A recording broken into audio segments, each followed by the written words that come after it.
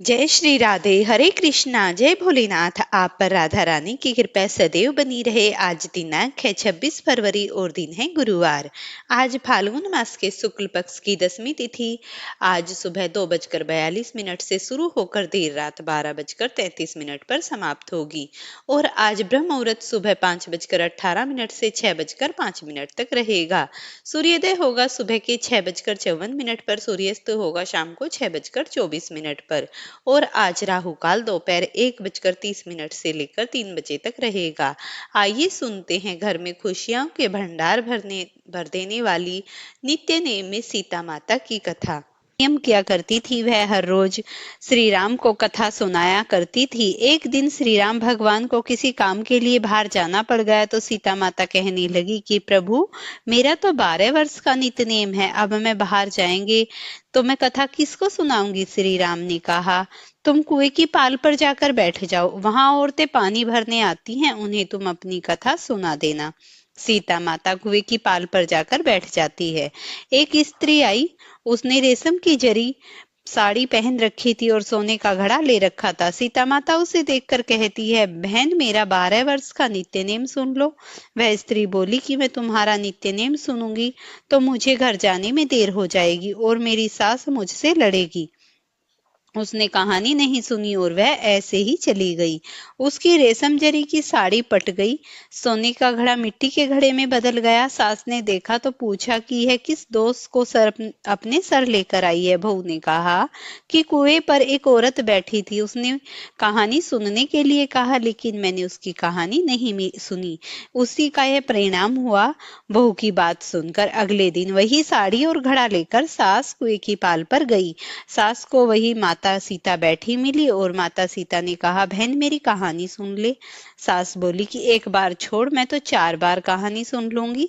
राम आए, लखन आए, देश के पुजारी आए, नित्य नेम का नेम लाए, राम आओ बैठो राम, तपी रसोई जियो राम, माखन मिश्री खाओ राम, दूध बतासे पायो राम, सूत के पल को माठो राम, साल दुसाला पाठो राम, साल दुसाला ओढ़ो राम, जब बोलूं तब राम ही राम, राम सवारे सबके काम, खाली घर भंडार बड़े भरेंगे, सबका बेड़ा पार करेंगे, जय श्री राम, जय श्री राम।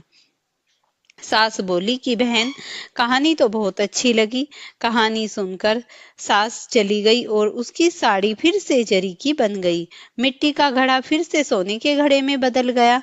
बहू कहने लगी, सासू माँ, आपने ये सब कैसे किया। सास ने कहा कि बहू, तू दोष लगा के आई थी और अब मैं दोष उतार कर आ रही हूँ। बहू ने फिर सास से पूछा कि कुएं वाली स्त्री कौन है। सास बोली कि वे सीता माता थी, वो पुराने को नया कर देती हैं, खाली घर के भंडार भर देती हैं, वह लक्ष्मी जी का वास घर में कर देती हैं, आदमी जो भी हो इच्छा उसे पूरी कर देती हैं। बहू बोली कि ऐसी कहानी मुझे भी सुना दो। सास बोली कि ठीक है, तुम भी सुनो। सास ने कहानी सुनानी प्रारंभ कर दी। राम आए, लखन आए, देश के पुजारी आए, नित्य नेम का नेम लाए, आओ राम बैठो राम, तपी रसोई जियो राम, माखन मिश्री खाओ राम, दूध बतासे पायो राम, सूत के पल को बांटो राम, साल दुसाला पाठो राम, साल दुसाला ओढ़ो राम, जब बोलूं तब राम ही राम, राम सवारे सबके काम, खाली घर भंडार भरेंगे, सबका बेड़ा पार करेंगे, जय श्री राम, जय श्री राम, राम राम जय जय राम। कहानी सुनकर बहू बोली कि कहानी तो बहुत अच्छी लगी। सास ने कहा, ठीक है, इस कहानी को रोज कहा करेंगे। अब सास बहू रोज सवेरे उठती, नहाती धोती और पूजा करने के बाद नित्य नेम की कहानी सीता माता से कहती। एक दिन उसने यहाँ एक पड़ोसन आई और सास बोली कि बहन, जरा सी आंच दे देना। वह पड़ोसन उसकी सास को कहने लगी। वह बोली कि आज तो भी हमने जलाई ही नहीं। पड़ोसन ने कहा, तुम तो सवेरे 4 बजे उठकर क्या कर रही हो फिर। उन्होंने कहा कि सुबह उठकर हम पूजा करते हैं, फिर सीता माता की नित्य नेम की कथा कहते हैं। पड़ोसन ने उसकी बात सुनकर फिर कहा कि सीता माता की कहानी कहने से तुम्हें क्या मिला। वो बोली कि इनकी कहानी कहने से घर में भंडार भर गए, सारे काम सिद्ध हो गए, मन की इच्छा पूरी हो गई। पड़ोसन कहती है, फिर तो ठीक है बहन, इस कथा को मैं भी कहूंगी। वह बोली, ठीक है, तुम भी इस कहानी को सुन लो। सास कहानी सुनाने लगी।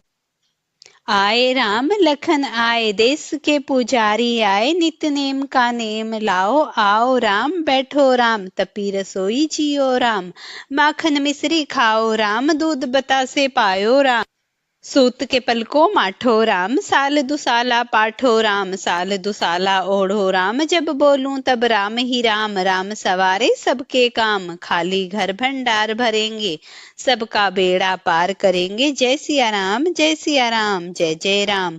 सारी कहानी सुनने के बाद पड़ोसन कहने लगी, बहन कहानी तो बहुत अच्छी लगी। अब वह पड़ोसन भी नितनेम सीता माता की कहानी कहने लगी। कहानी कहने से सीता माता ने पड़ोसन के घर में भी भंडार भर दिए। हे सीता माता, जैसे आपने उनके घर में भंडार भरे, वैसे भी आप हमारे घर के भंडार भरना। कहानी सुनने वाले और कहने वाले सबको सुखी रखना। प्रेम से अब बोलिए आप सीता आज का मैया की महात्म जय। सुनिए। मार्कंडे जी धर्मराज युधिष्ठिर को अनेक पवित्र तीर्थों का महात्म बताते हुए आगे कहते हैं, हे धर्मराज युधिष्ठिर, सूर्यवंश में इंदिमान नाम से प्रसिद्ध एक राजा हुए जो अयोध्या के अधिपति थे। उन्होंने पर्वत वन और काननों सहित संपूर्ण पृथ्वी का पालन किया था। उनके राज्य में चारों वर्णों के लोग अपने अपने धर्म का पालन करने में तत्पर रहा करते थे। हर गाया इच्छा अनुसार दूध देने वाली कामधेनु गायें भी थी।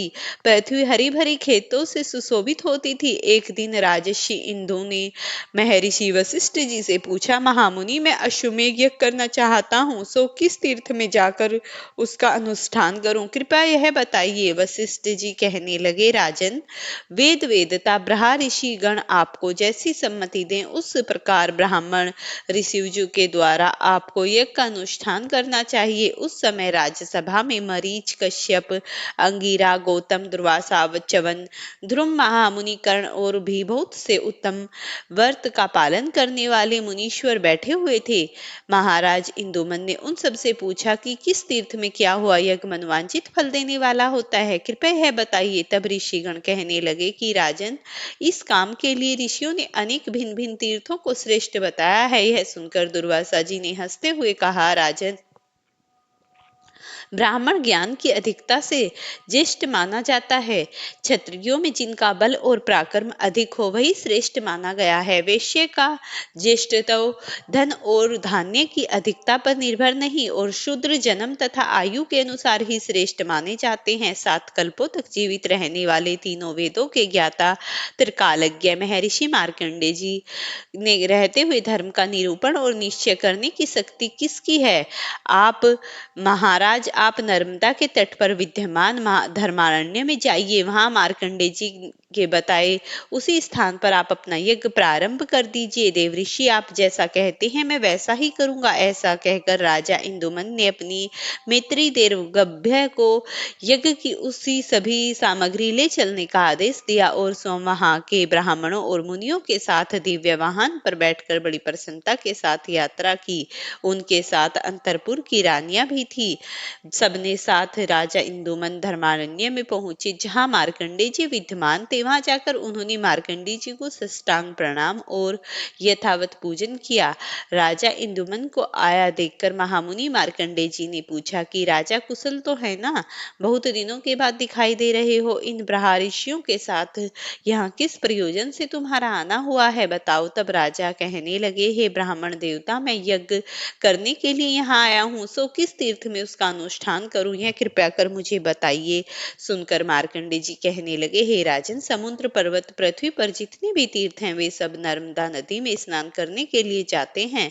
उत्तर में जितने शिवलिंग हैं और दक्षिण में जो जो तीर्थ हैं वे सब कोटि तीर्थ में लीन होते हैं, इसीलिए उनका नाम कोटि तीर्थ हुआ है। भगवान शंकर ने पूर्व काल में पार्वती जी, कार्तिकेय जी और ब्रह्मा, विष्णु, इंद्र आदि देवताओं के सन्मुख इस तीर्थ के महात्म्य का वर्णन किया है कि ओकेश्वर के समीप नर्मदा में कोटि तीर्थ बताया गया है। वहां जो दान, होम, यज्ञ, हवन, दुष्कर, तप आदि पुण्यक्रम किए जाते हैं उनके पुण्य का अंत नहीं है। ग्रहण काल में कुरुक्षेत्र की प्रशंसा की जाती है, परंतु नर्मदा सभी कार्यों के लिए पुण्यदायिनी कही गई है, इसीलिए तुम कोटि तीर्थ में जाकर यज्ञ करो। यह सुनकर परम महात्मा राजा इंदुमन ने अमित तेजस्वी मार्कंडे मुनि के चरण पकड़े और कहा, हे मुनि, आपने जो कुछ भी कहा मैं उसके लिए आप अपने ऊपर बहुत बड़ा अनुग्रह मानता हूँ। इसी समय सुंदर यज्ञ योग विभिन्न देशों के क्षत्रिय वृंद गो अश्व हाथी तथा अन्य आवश्यक सामग्री साथ लेकर मंत्री देवगर्भ भी वहीं आ पहुंचे। तब राजा ने 30 योजन एक विशाल यज्ञ मंडप बनवाया, उसमें बहुत से यूप लगवाए और अपने प्रणाम की तरह तरह के कुंडों का निर्माण करवाया। यज्ञ प्रारंभ हुआ और वेद मंत्रों के उच्चारण की ध्वनि से भूमि और आकाश का मध्य गूंज उठा। सूर्य के समान तेजस्वी अग्निदेव अपने धूम रहित स्वरूप से प्रज्वलित हो रहे थे। महाराज इंदुमन ने उस यज्ञ में ब्रह्मा विष्णु तथा शिव जी का आह्वान किया। इसके साथ सभी देवता भी पधारे। राजा ने यज्ञ में घी और दूध की नदियां बहती थी, जहां दूध दही और खीर की कीच जमी हुई थी। अनेक तरह के भक्ष्य भोज्य पदार्थ सदा सबके लिए प्रस्तुत रहा करते थे। देवता मुनि तथा 4 प्रकार के प्राणी समुदाय भली भांति तृप्त हुए। अंत में ब्राह्मणों को प्रचुर दक्षिणा दी गई। यज्ञ संपूर्ण हुआ। फिर ध्रुव तथा ब्रह्मपुत्र महर्षियों को विदा करके ओकेश्वर के स्वरूप को जानकर राजा ने उनका पूजन किया। मणि माणिक्य आदि रत्नों से पहले ओकार लिंग को विभूषित किया गया। फिर उसके गंध तरह तरह के धूप कपूर अंगद चंदन ध्वज छत्र वतान व्यंजन और दिव्य चामरों से पूजा संपन्न करके इस प्रकार स्तुति की गई, जिस बिंदु युक्त आकार का योगी जन सदा ध्यान करते हैं और जो ओकार स्वरूप काम और मोक्ष देने वाला है, उसको बारंबार नमस्कार है। श्री ब्रह्मा विष्णु तथा इंद्र को भी वर देने वाले देवमय हे शिव, आपको नमस्कार है। रुद्र पुण्य से शोभित होने वाली जो आपकी कल्याणमयी अघोर मूर्ति है, उसके द्वारा आप पर कृपा करके आप सब और हाथ और पैर हैं और नेत्र सर और मुख हैं। लोक में सब और आपके कान हैं, आपको व्याप्त करके स्थिर हैं, आपको नमस्कार है। इस प्रकार स्तुति करने पर ओकार लिंग मध्य भाग में दूसरा लिंग भी दिखाई दिया, जो प्रज्वलित कालाग्नि के समान कांत हो रहा था। उसने राजा इंदुमन से कहा कि राजन, तुम्हारा कल्याण हो, तुम्हारे मन में जो भी इच्छा उसके लिए वर मांगो। तब राजा बोले, देव, वहां यज्ञ पर्वत पर इंद्र द्रोणी में भगवती पार्वती के साथ पूजित होकर आप सदा निवास कीजिए। हे देवेश्वर, इस तीर्थ में जो अनेक प्राणों का त्याग करे वह शिवलोक में जाए। तब भगवान ओकेश्वर कहने लगे, हे राजन, तुम्हारी यह सब मनोकामनाएं पूर्ण हो। ऐसा कहकर वही अंतर्ध्यान हो गए। वहीं उन्हीं के साथ अन्य देवता भी अपने अपन स्थान को चले गए। भगवान शंकर कैलाश धाम को चले गए। राजा इंदुमन ने वहां 4 प्रकार के प्राणियों को सुनकर कहा कि तुम सब लोग मेरे यज्ञ के प्रभाव से निरोगी हो जाओगे और सभी तृप्त रहोगे। इसके बाद राजा इंदुमन ने साष्टांग प्रणाम करके भगवान श्री विष्णु की स्तुति की। राजा ने कहा, मैं केशव अर्थात जल में शयन करके माधव अर्थात लक्ष्मीपति श्री विष्णु गोविंद मधुसूदन प्रधानाभ ऋषि के श्रीधर त्रिकुम दामोदर वासुदेव श्री हरि को प्रणाम करता हूँ, जो शंख चक्र गदा शारंग धनुष और वनमाला से विभूषित हैं। संपूर्ण लोकों के रक्षक जगत के स्वामी लक्ष्मी के पति तथा सर्वज्ञों में श्रेष्ठ हैं। उन भगवान श्रीकांत श्रीधर शीशा और श्रीनिवास को मैं नमस्कार करता हूँ। हे अचित्य अनंत यज्ञेश यज्ञापति, आपको नमस्कार है। सिद्ध साम अर्थ और यज्ञ स्वरूप आपको नमस्कार है। नरसिंह मातस्य वाराह और कुर्मुख रूप धारण करने वाले आपको नमस्कार है। पवित्र वाहन पर आरूढ़ होने वाले गरुड़ ध्वज आपको नमस्कार है। जो सहस्त्र मस्तकों वाले सकल निष्काम जाने योग्य अंतर्यामी अक्षय तथा आप सबके आदरणीय हैं, उन भगवान नारायण देव को मैं नमस्कार करता हूँ। दैत्यों का अंत करने वाले देवता श्री हरि को मैं प्रणाम करता हूँ। हिरण्यज्ञ पृथ्वी तथा यज्ञ को अपने गर्भ में धारण करने वाले अमृत की उत्पत्ति हेतु भूत श्री विष्णु को मैं नमस्कार करता हूँ। हे वासुदेव, श्री गर्भ और ज्ञान स्वरूप आपको नमस्कार है। प्रभु, आपने ही इस संपूर्ण चराचर जगत की सृष्टि की है। आप ही प्रत्येक युग में सृष्टि पालन और संहार करने वाले हैं। आपके सब और नेत्र हैं, आपके सब और मुख हैं, आप व्याप्त जानने योग्य हैं। संपूर्ण विश्व की आत्मा प्रकाशक है और आपके भीतर निवास करने वाले मैं आपको नमस्कार करता हूँ। कोटि प्रसिद्ध देवताओं के साथ निवास करते हैं। इसीलिए त्रिपुरारी क्षेत्र को शिव क्षेत्र कहा गया है। उसकी लंबाई चौड़ाई 2 कोस की है। इस बीच में जिसकी मृत्यु हो जाती है वह परम गति को प्राप्त होते हैं। यहीं पर सब सिद्धियों को देने वाले गोकर्ण महादेव, वटेश्वर, सिद्धलिंग, सुरेश्वर, अंगेश्वर, वामदेव, कमाल मोचन, ब्रहावेश्वर, अमेश्वर, यज्ञेश्वर, अग्नि, गायत्री लिंग, सावित्री लिंग या रोहिणी आदि क्षेत्र हैं। विष्णु, मरीच, मैत्रेय, विभांड पुत्र ऋषि भंगु, तपस्वी शौनक तथा उग्र तपस्वी दुर्वासा आदि 500 सिद्ध त्रिपुरारी में निवास करते हैं। इस पुरी की स्तुति तो सहस्त्र वर्ष में की जा सकती है, जिसमें कपिल मुनि का अवतार हुआ था। वह काल संज्ञक स्वयंभू मनवंतर प्राप्त होने पर अयोध्यापुरी में महायशस्वी मुनि के नाम से एक चक्रवर्ती राजा हुए थे। उनका जन्म स्वयं सूर्य में हुआ था। सूर्य वंश में होने के कारण भगवान शंकर और विष्णु की आराधना करके अयोध्यापुरी को प्राप्त किया था। जैसे कुबेर की अलकापुरी विख्यात है, जिस प्रकार से कुबेर की इंद्रराज की अमरावती पूरी बड़ी मनोहर है, अयोध्या भी वैसे ही शोभा संपन्न है। वहां रहकर महाराज मनु 7 द्वीप, 9 खंड तथा पर्वत, वन और कानों सहित समस्त पृथ्वी का पालन किया करते थे। एक दिन पूर्णिमा को एक रात पहर बीत जाने के बाद राजा के कानों में आकाश से विचरने वाले विमानों की घंटियों का शब्द सुनाई पड़ा। उसमें संगीत और वाद की ध्वनि हो रही थी। यह देखकर और सुनकर राजा को बड़ी हैरानी हुई। वे सोचने लगे कि विमान किसके लिए है, जो मेरे ही भवन के ऊपर खड़े हुए हैं, और यह कितना सहसा भरा काम है, भला कौन कर सकता है। इस प्रकार सोच विचार में पड़े हुए राजा की बात बीत गई। सूर्योदय होने पर नित्य क्रम से अनुष्ठान पूरा करके राजर्षि मुनि ने वशिष्ठ मुनि को से कहा, है महामुनि, यह मेरे महल के ऊपर किसका विमान है और यह किस कर्म नहीं के हो फल पाया से हो, किस दान और दूसरे लोग तो केवल माता पिता को कलेश देने के लिए, दुख देने के लिए उनके पुत्र के रूप में जन्म ग्रहण करके आते हैं। राजा मनु के ऐसा कहने पर वशिष्ठ जी कहने लगे, महाभाग, पुराण और वेदों से बाहर जो कर्म किया जाता है उसकी साधु पुरुष कभी कोई प्रशंसा नहीं करते, क्योंकि उनके द्वारा धर्म की हानि होती है। मर्यादा नर्मदा के तट पर त्रिपुरारी नाम से विख्यात यह तीर्थ है। वहां जिन लोगों ने यज्ञदान और होम हवन सत्कर्म किए, वहीं उन्होंने महल के ऊपर खड़े थे। महाराज, एकमात्र नर्मदा देवी ही ऐसी है जिन्होंने समस्त प्राणियों और दुराचारियों को स्वर्गलोक में पहुंचाया है।